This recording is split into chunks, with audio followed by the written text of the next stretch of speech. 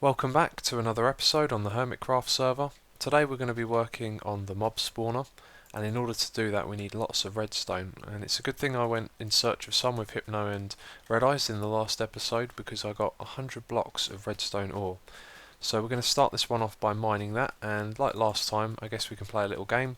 Why don't you have a guess and see how much redstone we're going to get?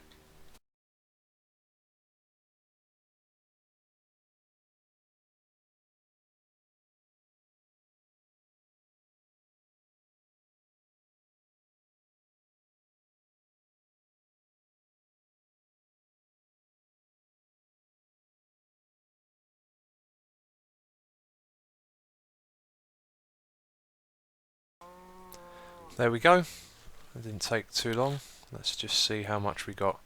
Almost filled up my inventory with it. That's 1, 2, 3, 4, 5, 6, 7, 8, 9, 9.5 stacks of redstone. I was actually expecting to get a little bit more than that, but that should be plenty to continue doing a few more layers of the mob spawner.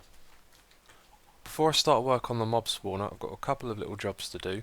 Last episode I went caving with Hypno and Red Eyes, and we were also getting some lapis for Kearshaw, who's in need of some, and I thought I'm never going to use all of these, so why don't we take a stack of them over to Kearshaw, he'll enjoy that.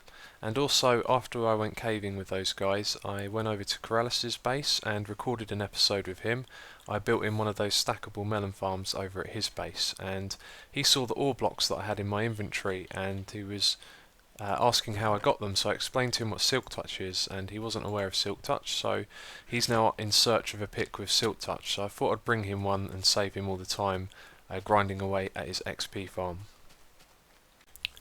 Okay, here we are at Keralis' base. I can see him all the way over there working like a madman. Let's see if he'll...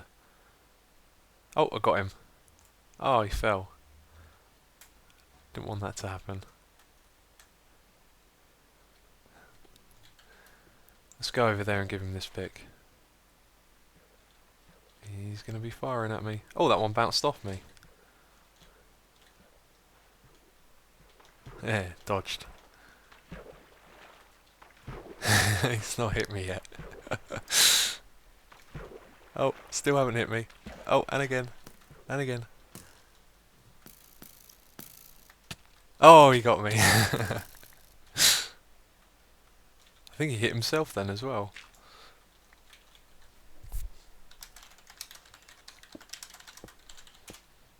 Here you go.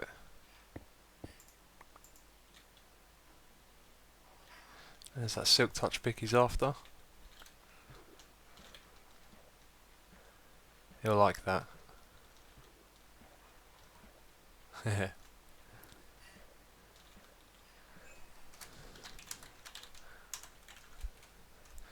Right, let's head over to Kearshaw's next. So we're at Kearshaw's base, and it actually looks like he's got all the lapis he needs. Although I don't know if he wants to expand this room or anything like that, but it's pretty awesome in here. But anyway, let's leave him a chest because he's not online. And a little sign. Oh, put that on the next line.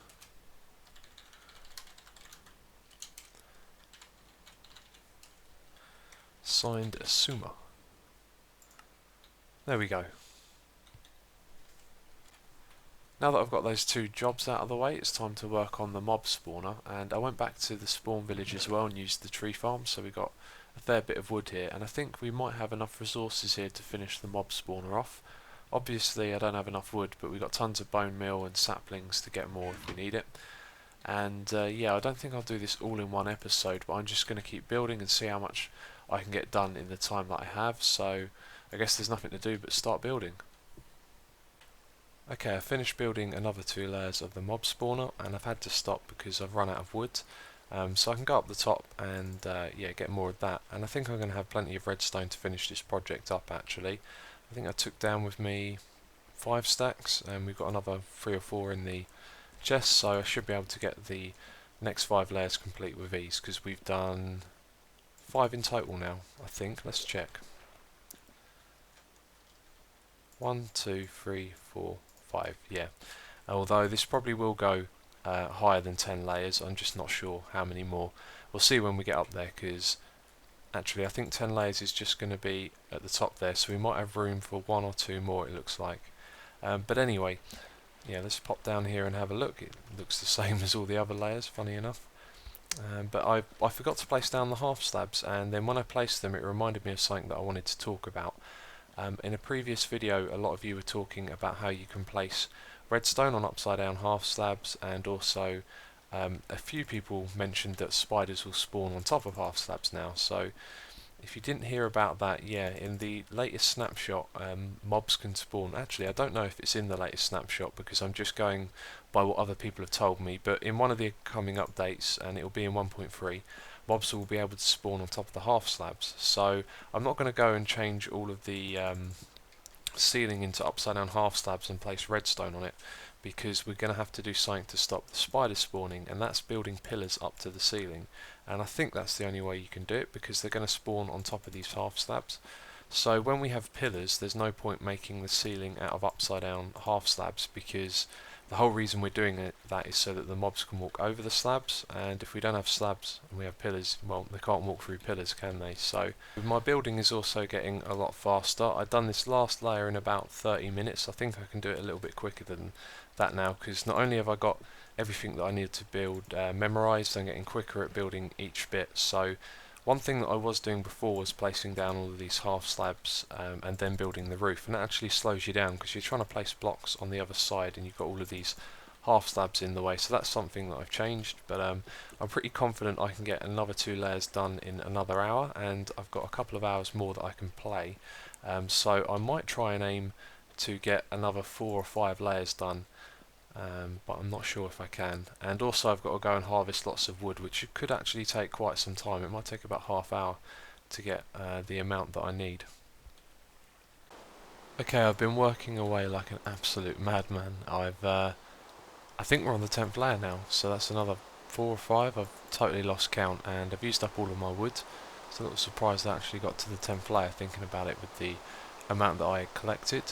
And yeah, this took me a hell of a lot longer than I expected. I did get distracted by some other things, but there you go, we're up to the 10th layer now, so we're getting close to finishing this. And I think we're probably going to be able to fit, let me just think, we've got 5 layers, 1, 2, 3, 4, 5, so just under that bit. And then maybe, I think we could actually get another 3 layers onto this. But I doubt I'm going to do any more than this. I'm going to get a little bit more wood, finish up the 10th layer, and then I have something else in mind for the rest of this episode. The last tutorial that I made was the sand generation machine, and in order to be prepared for that tutorial I met up with one of the guys on JL2579's server. His name was Prezi, and he was really helpful. He explained to me how the whole machine worked, and also showed me some ways to improve it and generate more sand with it as well. So Biffa's still trying to fill in the ocean with the sand machine, so I thought I'd make his job a little bit quicker. It's a shame we didn't know about this earlier, but anyway, I'm heading over there now, and that's the little project that I wanted to do for this episode as well, was show you how the sand machine works and show you how to expand it as well, and then we're going to go over to Biffa's to build it, so it will also help him at the same time. Okay, so now I'm going to make an attempt to explain how this works. It's a little bit tricky, but hopefully you'll understand it. Okay, so what we have here, this is probably the most important part, is something that creates a 0-tick pulse. So when the sand is placed on that block there, it's instantly pushed by the piston, and this is because it's being powered by this repeater, which is being powered by that lever powering the block. And when the sand block is placed there, it's going to power the redstone the other side of it, and that's instantly going to power the piston again, and this creates what's called a 0-tick pulse. So that same pulse is actually what allows you to duplicate sand. So you can see that the wire goes all the way up here and powers this piston and this other sticky piston over here. Sorry, no, that one there. Okay, so when this receives a 0-tick pulse, it pushes up and down so quick that it actually duplicates the sand.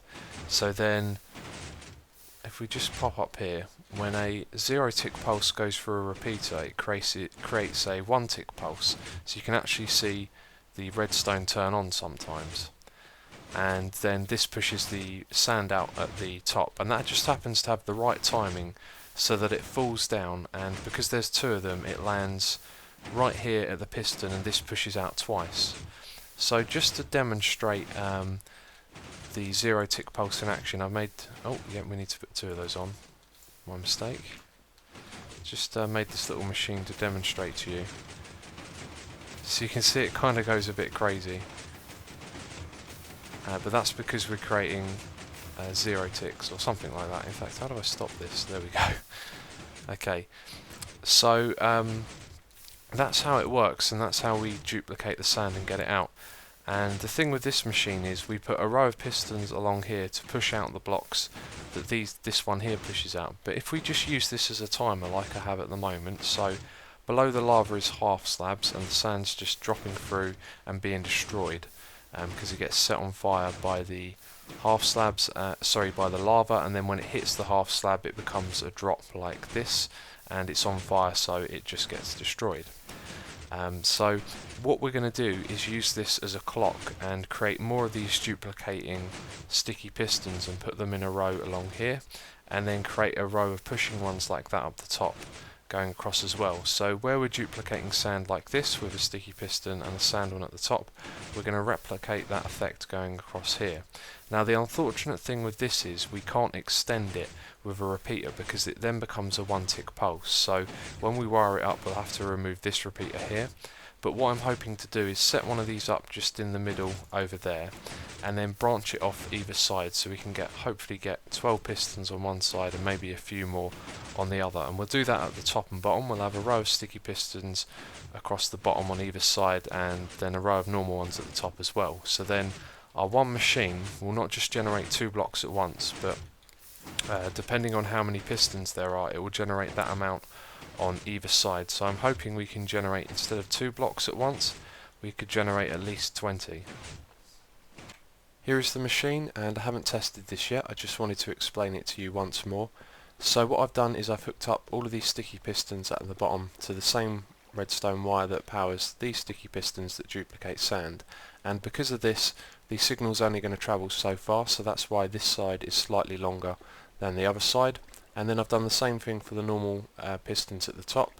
I've hooked it up to the same redstone that powers the ones up the top there that push them down in front of the timer. So we're just using this as a timer. All the sand from this one gets destroyed, and then all of the sand that's going to be on these sticky pistons will get duplicated.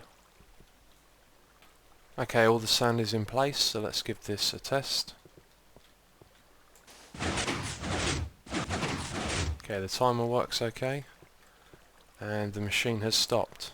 I'm not sure why that is. I think I may have forgotten to reset the sand on the clock. Okay, the sand has been reset. Hopefully this time I've got everything right. Just fix that there. Ah, there we go. Okay, you can now see that we're duplicating a ton of sand at once, so this is going to fill up a lot quicker. Okay, so I just had a count to check how many pistons we got here. We're now duplicating 24 sand at once. That's 12 times faster than the old machine, which is going to help Biffa an awful lot. And you can see there's only been a couple of moments and already it's filled up a good amount of sand. But anyway, you may have noticed that rainbow in the background over there. That was a prank played by Joe Hills, and it's a wonderful prank really. I don't think Biffa's even going to take it down, it looks so nice. Let's just place a block here, across. And yeah, I'll put a link in the video description to the prank and reaction videos, but yeah, you should definitely check that out. It's a really cool prank, and now Biffa has a lovely rainbow over his base. I'm back at the base, and I've actually been here for a really long time, and I've also finished the mob spawner. And yeah, like I said, really long time, many hours. What actually took longer in some respects was farming all of the wood, because I just had to plant down tons of saplings and use tons of bone meal. And I must have planted at least 4 or 5 stacks of saplings, and actually harvesting all of that took a lot longer than it did to build this, because layer by layer I got it memorized and started to build it very quickly. I think this last layer took me about 25 minutes. But I think that's 14 layers, it's hard to tell. But if I remember, I kept count. I got all the way up to 10, and I was going to show you that I've made 10, but then I thought it's kind of a bit boring just showing each layer that's been built. So I built another 3 and it came up to here. and that's when I looked at it and I thought, you know what, I think I can just squeeze one more in here and cover it up using the hill here to just, I'll do a bit of terraforming and cover it in. And yeah, there's going to be a lot of decisions with that, because this whole time I've been covering up the mob spawner. I now want to have a building on top where the mobs come out of, and nothing's come to mind yet, and I've got a feeling that I'm going to have to do something a little unusual, because we're not going to have any mob spawner on display. We're just going to have mobs coming out of the ground. So maybe I could even use that to my advantage, plant a jungle tree or something, make a tree with a thick stump and have the mobs come up for it. That's probably a bit of a silly idea, but I don't know, there's a lot of possibilities that could be done. Got to watch out for that. That's a hole to death. So yeah, 14 layers in total. I've also been thinking that I'm going to have to do some calculations and testing. We want to bring the mobs out to the most ideal location, that when I'm there I'm going to be activating most of the spawner, because mobs can't spawn within a certain range of the player and also outside of a certain range. So I just want to position it so I can get the most effective spawns inside the spawner, because I'm going to be standing there and AFK farming gunpowder and all the other stuff, but most of that's going to come in the next episode, or I might take a little bit of a break from this. You can see it's been a huge project. So one thing that I do need to do actually is add half slabs on this floor. Oh, and I made some more. Do I have them with me? That's good. Okay, I can do that. And I'm just going to go and double check everything. One thing I've just remembered is that I've actually left my water source blocks there. That's how I build it. When I bring the water up from the layer before, I just put an infinite water pool here in this corner, and then I can use that to build all of the next stuff as well. But anyway, I'm going to go double check everything and yeah, just make sure that I've built it all correctly. Okay, I've checked everything in the mob spawner and it's all finished 100%. I don't think I've missed anything at all. I was always getting the redstone wiring correct. I double checked it every time. All the half slabs are placed, everything's correct in there. All the trapdoors, no sorry, they're not trapdoors, are they? They're fence gates. All of them are open as well. So everything here at the mob spawn is done, and obviously the next part is to start building the part where we process the mobs after they come out of the mobivator, but that's something I'm not going to jump into straight away. I have another little project that I want to start work on next episode, although I'm not going to say what it is because I might change my mind. But anyway, it's been a short one, and yeah, you can see I've just been working really hard to get this made, so I hope you don't mind that. But yeah, that's about it really, I guess. So thanks for watching, and I'll catch you next time.